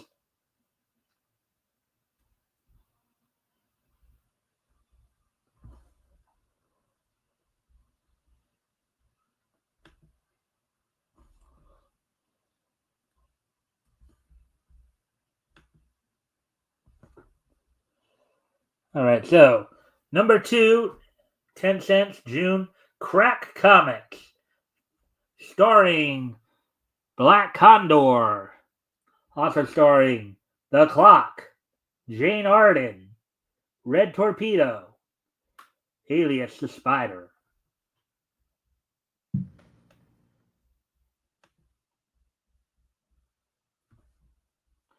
The Clock by George E. Brenner. Known to the police and underworld as only the most feared clock, Brian O'Brien. Uh,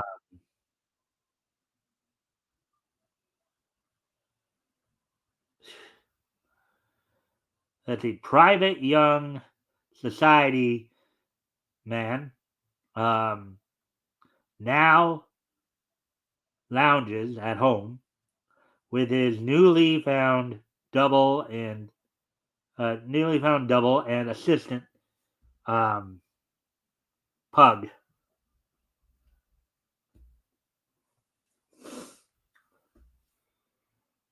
Here's the mail, Mr. O'Brien. I forgot to give it to you this morning. Anything important, Pug? I don't know. I can only recognize the bills. These others. That colored envelope. Give it to me quickly. You mean the purple one? Yes. And I laugh every time I hear his name. I remember last time that we read a clock too. I pointed it out that Brian O'Brien is probably the most Irish name you could possibly have. Yeah.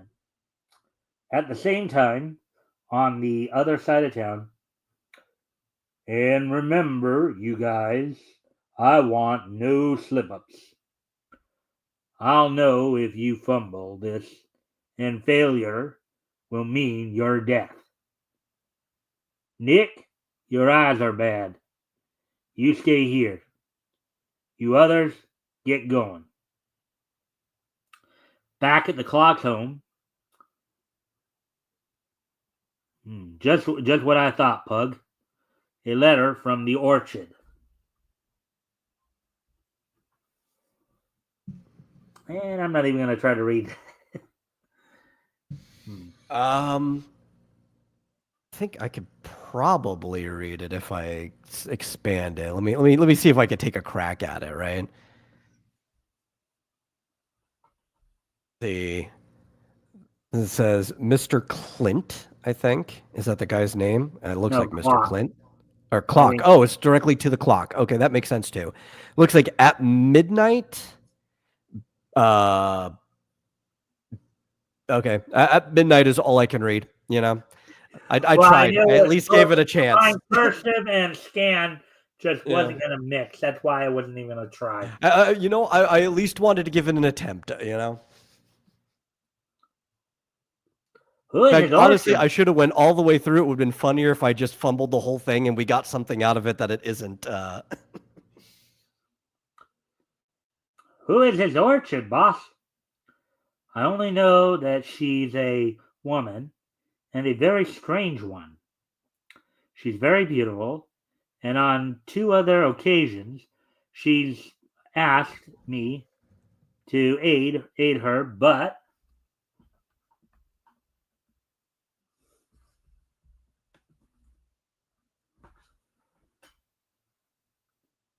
how does his orchard know that you're the clock? I don't know, Pug. The only time I ever saw her, she fled before I could question her. Do you kind of do you kind do you know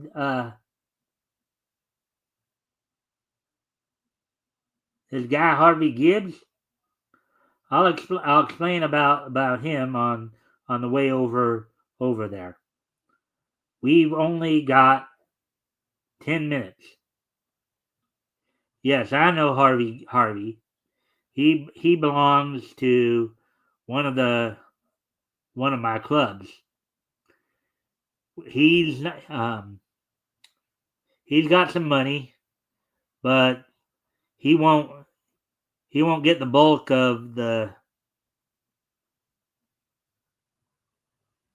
he won't get the bulk of his deceased dad's fortune until he reaches a certain age. Here's his place. Pug?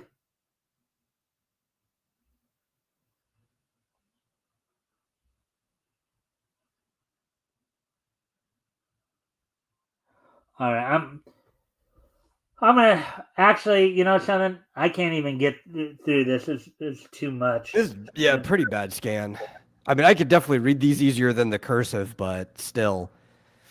Yeah. So, all right. So that's all. That's all. So we got the two and a bit of this story. Unless you want me to finish it, I think I could actually probably read this if you just want to scroll as I read. Um. But that's up to you. No, because we're already getting kind of close to the 2 hour mark, Okay. anyways. But thanks for offering. I was going to say, very unfortunate name for a femme fatale character. Like, I understand that she's named after the flower, like an orchid, but you know, the etymology for orchid actually just means testicles. Even the plant's named after that because of the look of the plant. So, Okay.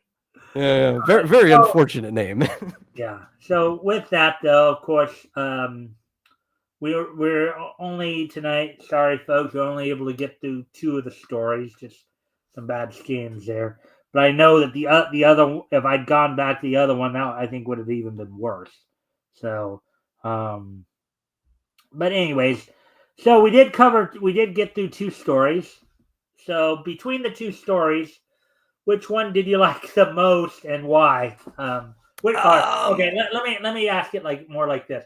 Okay, which one did you either like the most or made the best impression on you? Yeah, that's a funny thing because I think normally Dollman doesn't make a good impression on me, but as a story, it was the stronger of the two, even though I like Uncle Sam as a character more. And then so obviously the inverse has to be the case. The story was better in Dollman, but you like the character Uncle Sam more. Yeah. So I don't even think the story in the Uncle Sam one was particularly bad, other than the fact that, like I said, it felt like they were dragging their feet too long at the beginning. They could have staggered and paced it better. The Dollman story just had pretty good pacing, you know. Even though like it did a similar thing where they kind of had to front load the story a little bit before you got to the actual criminal actiony part at the end. The nature of it was staggered enough that you still had like Dollman doing things at the beginning. Then you start to figure out like why he's necessary for it. I think it was just overall a better structured story. All right. Okay. So, and then of course, I think I already know the answer. The other half of the question: which one, did you like the least, or made the least impression on you? Yeah, but obviously, since we're only talking about two, there's the inverse of the other question has to be the answer. Right. All right. So, one more question before we move on to this day in each history segment. This is something I've been starting to ask a little bit more the last few weeks too. You've been doing this with me a while now, and I probably did ask this once before too. The last time we were together too for this, and you probably may have heard me asking the other guys about it. So you've been doing this with me now for a while. We've been kind of going over some of these older stories. From the time that you started with me to now, how would you overall rate how the comic book writing, art, all that? How would you say it was progressed from when you first started, when you first started co-hosting with me to now? How would you say the progression has gone in terms of comics? Honestly, no discernible difference, really. But I think also, because this has been happening to me the entire time we've been doing this, it's less that like certain things are improving, but I'm as we're reading things, I'm looking up who's working on stuff, and I see that you do get like different people in, fresher blood sometimes here and there. And I think it really comes down to individual creators than it comes down to a trend and everything, right? Like I saw some fairly good stuff early on, some fairly good stuff now, but I've also seen equally kind of tripe stuff then and now. So I don't really see, like, on average any difference, but I do see some stronger players coming in. Okay, so you do, so you don't really see any discernible changes, but you can get. But here's another question then. So like which which comics were starting up, like DC, Marvel, of course they were under different names at the time, Archie. Do you see any discernible difference at this point between the comics that were starting up then that are still with us today Okay. and the ones that are not with us today? Like, so the ones that are with us today are like DC, Marvel, Archie, those are the Well, in ones some that ways, even these quality ones are, just because like DC ended up like absorbing them and bringing them right. back in at later points.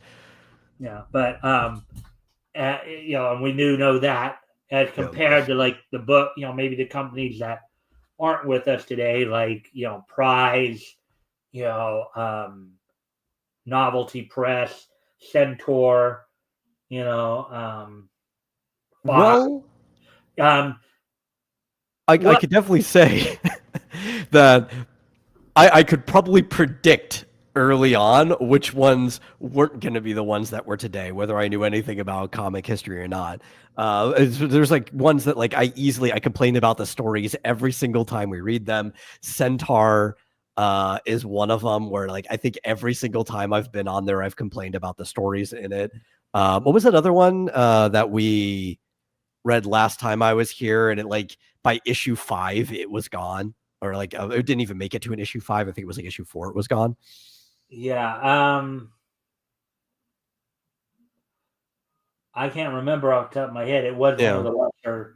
Well, let's see. What I can probably do. Let me. And I remember saying too, is like, yeah, I'm not surprised. I would have called that this shouldn't have lasted more than 3 or 4 issues just from reading the one. But I do remember that discussion. I just don't remember. I just don't remember the company that we were talking about. Yeah. So let me. But what I can do here, just open up another window here. Look at the post, because I can just all I have to do is just look back to the last, look down to my post here to my schedule and see to the last time I was on. Yep. Let's see. So then prior, Holyoke. Yeah. It was Holyoke. And what's kind of funny about Holyoke, and I think I mentioned this, I might have mentioned it even the week prior too, like the Blue Beetle, right? Yeah. That character started with Fox, then went to Holyoke for like about 20 issues, and then went back to Fox. And then, of course, eventually got bought up by, DC. But basically, yeah. So, what would you say? Why do you think so? Like, I know Centaur is Holyoke's another one. So, why do you think companies like DC, Marvel, and Archie, why do you think like they lasted as long as they did, but let's see, some of these others didn't? What would you say there is a common factor in that, or would you say that? Yeah, I think there's a few factors, right? It's just general market capitalism, right? And them capitalizing on what is being successful in the market. And you do see that there's a mix of talent at all of these different places. Some of the talent will come and go. They'll go to like different publications over time. Like with the clock, for example, right? He didn't always work at the same publication throughout his entire history. So what you see is like the most talented. Yeah, the clock actually started out in Centaur. Yeah. Right. Then you end up moving over. So you see, like, even as the talent moves around, you also see the most successful products move around, and the things like DC particularly, because they were very aggressive and end up buying up other people's stuff. They were looking for the things that were actually good, the things that they know the customers want and make money, and they were trying to incorporate it so they could stay around, while all these other stuff, they die almost on their own merits. Well, like as we know, Yeah. the Fawcett comic universe as well as the Quality comic universe, they got bought up and absorbed into the DC. They were like even put as part of the multiverse. They were, they were made into multiverse stuff. All right. So, anything more you want to say on all that, or no? I think that's my mind. I have given my 2 cents. All right. So what we're gonna do now, of course, is and Charlton. Yeah, Charlton's another one. Blue Beetle went to Charlton, and a lot of Charlton characters got bought up by DC. Of course, Captain Atom, Peacemaker, Nightshade. Let's see, The Question. They all originally started in Charlton. There's another one that I can't think of right now, but and you're going to see too, like if a character in a story was good, they were going to survive even if they had to go to a different magazine. But they may not be good enough to carry a publication by themselves. They might have to go somewhere else. Right. Yeah. So, anyways, so we are just beyond 2 hours here. So we're gonna start to wrap things up here. So today being, of course, Sunday, June the 8th, 2025. We're gonna take a look. We're gonna take a look back. We're gonna take a look back on this weekend in Nietzsche history. 8 and 7.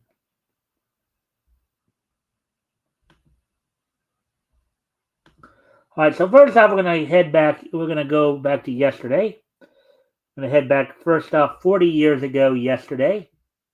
On 40 years ago yesterday, I bring it up here.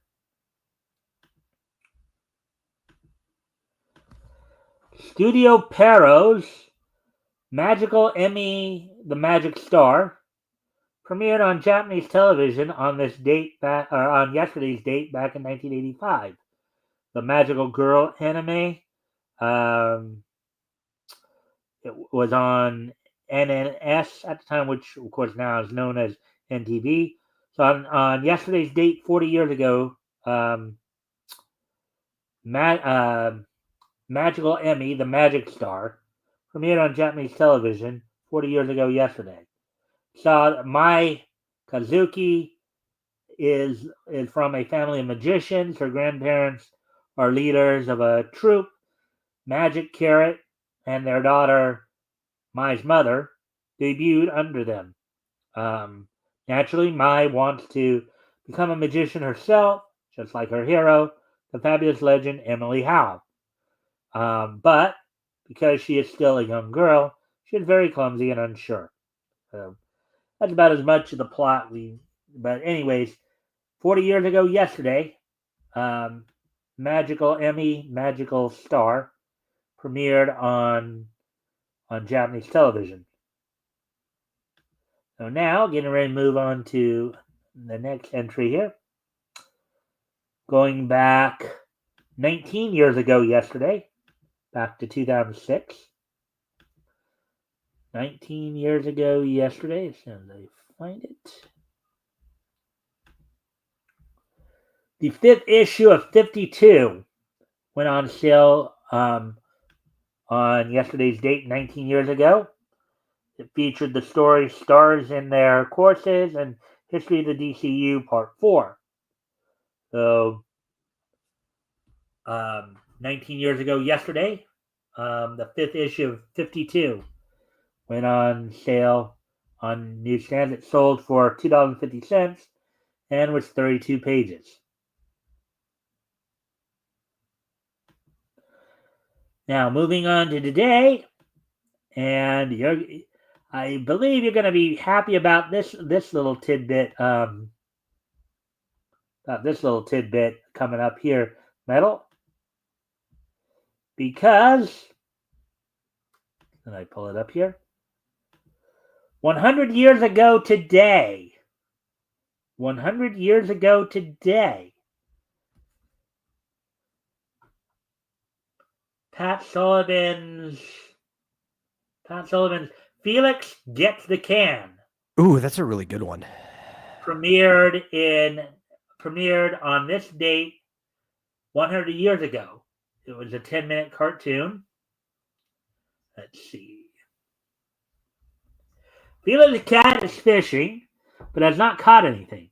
Goes into a restaurant and tries to steal a fish. The owner sees him and throws a can at him. Felix looks at the can, which says that Alaska is rich in fish. So Felix treks to the Great White North to feed himself. So I take it you've seen this silent cartoon before. Yes, I have. So 100 years ago today, Pat Sullivan's Felix Gets a Can premiered in movie theaters. Oh, there you go with that one.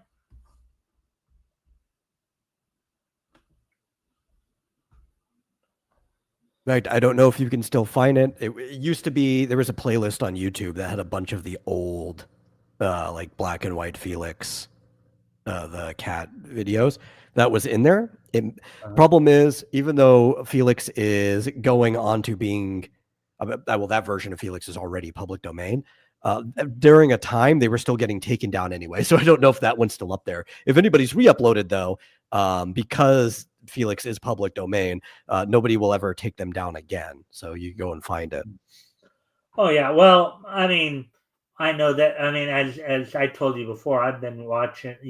I've been like going chronologically in order. I'm like in early 1938 now, going back, in the afternoons watching, and I'll tell you more about it after the show, of course. But anyways, and finally, it's just me answering Fizz's question real quick because he said, when was the last time Captain Atom had a title? I don't know if there's been one more recent, but in 2017, there was a limited series, The Rise and Fall of Captain Atom. And obviously, it's the newest version of him. Yeah. Anyways, last but not least here, let me just double check. Going back 10 years ago today, back to 2015. And then pull that up.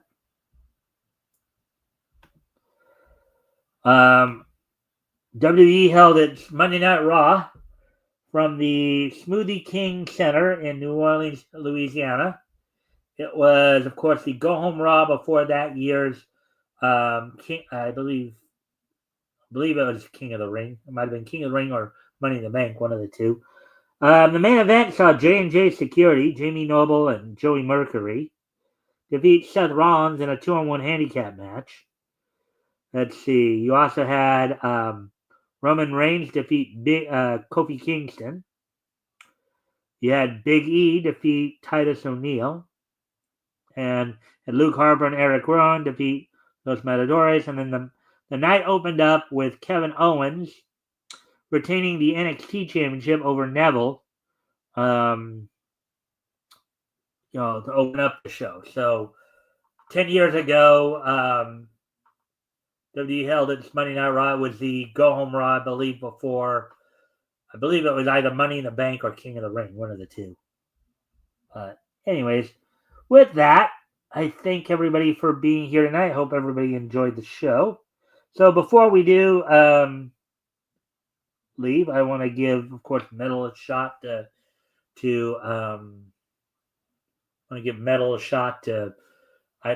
promote anything he wants to, share any links. I think you know the shtick, right? Yeah. Like I said, when we started the show, you can find me twice a week over on the Vomitorim Live, where we have a show for like movies, shows, comics, and stuff. It's called Super Serial Showtime. And on Mondays and on Thursdays, we have a show for games, toys, collectibles, things like that, called Game Central Junction. You can find at 9 Central by our clock, but that would be about 7 Pacific time. And you can also find me over at that's not the right one link. find me over at xdynamuschaos.com, which is where I put up my stories that I create. We've comics, some really fun ones. We've got some prose, web novels, fun stuff there too. Characters' bios, background about the world and everything. Eventually, there'll be a tabletop role-playing game and a trading card game there too. So it'll have all kinds of stuff you can sink your teeth into, hours of enjoyment. And if you really like some cool stuff, check out that pinned post to learn more about the Dreamscape Dilemma, the newest project I'm working on. And that's it. All right. Well, with that, I thank everyone for being here. We'll be back here with more niche news tomorrow. Of course, next week, I'll be joined by Apex from Apex Comics. We'll be continuing our look down comics history lanes. We got just about a couple more weeks of May 1940 to go through, and then we will, of course, starting on, I believe it'll be June 29th, I believe, will be when we'll be starting our coverage of June of 1940 coverage. So we'll probably be doing, of course, DC that week. So with that, I thank everybody for being here. We'll be, of course, be back here with more niche news tomorrow. And with that, I thank everybody for being here. And Metal, if you could stick around for a couple minutes after the show for post-show, that'd be appreciated. And with that, I will see everybody tomorrow. Bye.